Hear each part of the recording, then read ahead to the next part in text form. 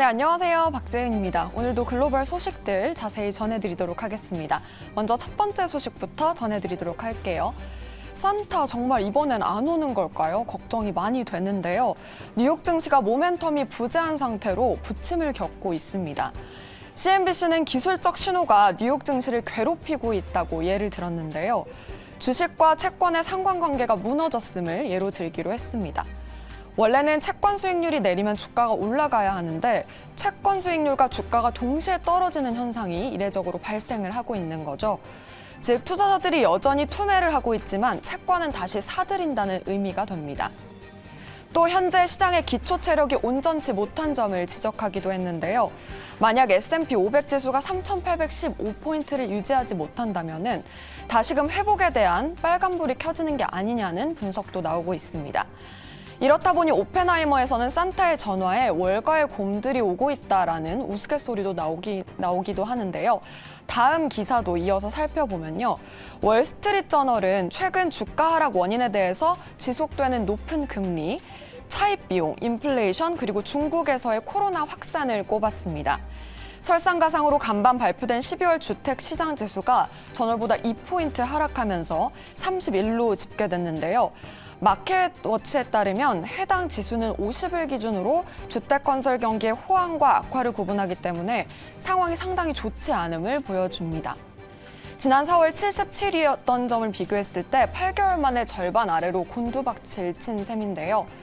이어서 베론즈도 한번 기사 살펴보시면은 앞서 여러 가지 얘기가 나왔지만 이 전문가 사전 전망치 34도 밑도는 수준이라고 밝혀지기도 했습니다. 미국 주택 건설업자들이 체감하는 부동산 경기가 10년 만에 최저 수준으로 머물면서 12개월째 하락세를 이어가고 있다는 점을 의미하기도 하는데요. 그만큼 주식시장뿐만 아니라 부동산 경기까지 꽁꽁 얼어붙어 있는 상황입니다. 하지만 긍정적인 소식도 있습니다.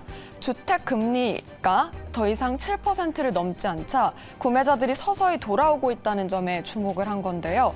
최근 집값 상승률도 완만해지고 있습니다. 또 6개월 동안 주택시장 지수가 가장 적게 하락했기 때문에 바닥을 찍고 부동산 시장이 살아나는 신호라는 분석도 이어지고 있습니다. 여기에 대해 베론즈는 내년 주식시장에 대한 긍정적 뷰를 제시했는데요. 헤드라인에서부터 주식시장 좋은 날 올 거니까 기다려라고 하기도 했습니다. 상반기까지는 매도세가 이어질 수 있겠지만 투자자들이 경제 성장률 회복에 기대를 걸게 될 거라면서 이에 따라 주식시장이 반등할 수 있다고 본 건데요. 주식과 부동산 시장이 실제로 어떻게 흘러갈지 귀추가 주목되고 있는 가운데 앞으로의 상황도 저희 매일경제TV와 함께 업데이트하시죠. 네, 이어서 다음 소식도 보도록 하겠습니다. 다음은 말도 많고 탈도 많은 테슬라의 CEO 일론 머스크 소식 어제에 이어서 이어드릴 텐데요. 제가 트위터 대표직에서 물러나야 될까요? 투표 결과에 따르겠습니다. 이렇게 자신의 트위터 계정에 돌발 설문조사를 올린 겁니다. 올 10월 트위터를 인수한 지 약 2달 만에 일어난 일인데요.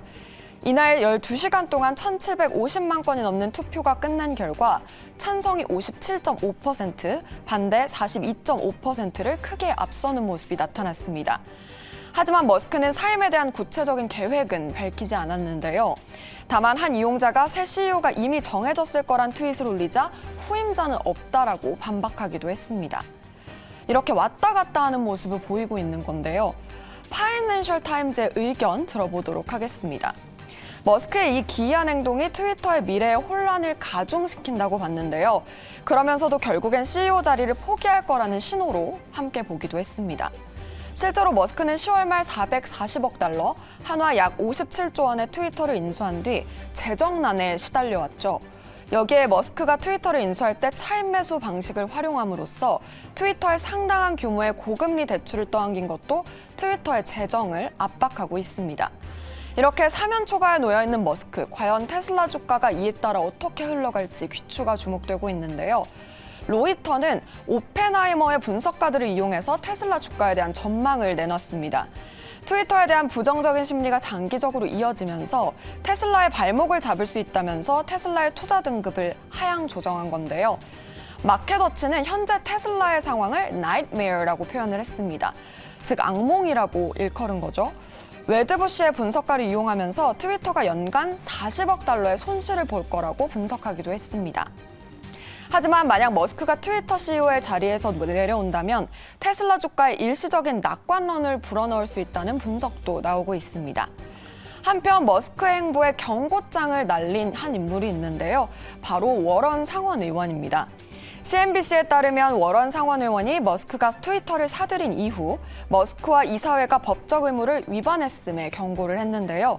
워런 의원은 머스크가 트위터 인수를 위해 테슬라 직원을 끌어들였다는 CNBC 보도를 인용하면서 이는 주 및 연방노동법에 위배될 수 있다고 강조했습니다. 여기에 블룸버그는 독일 공장에서의 생산량이 일론 머스크의 기대치에 못 미친다는 기사를 내놨는데요. 이러한 여러 논란을 둘러싼 테슬라의 행보 예의주시하시는 게 좋을 것 같습니다. 다음은 뉴욕 시장 마감 상황 박지원 아나운서와 함께 할게요.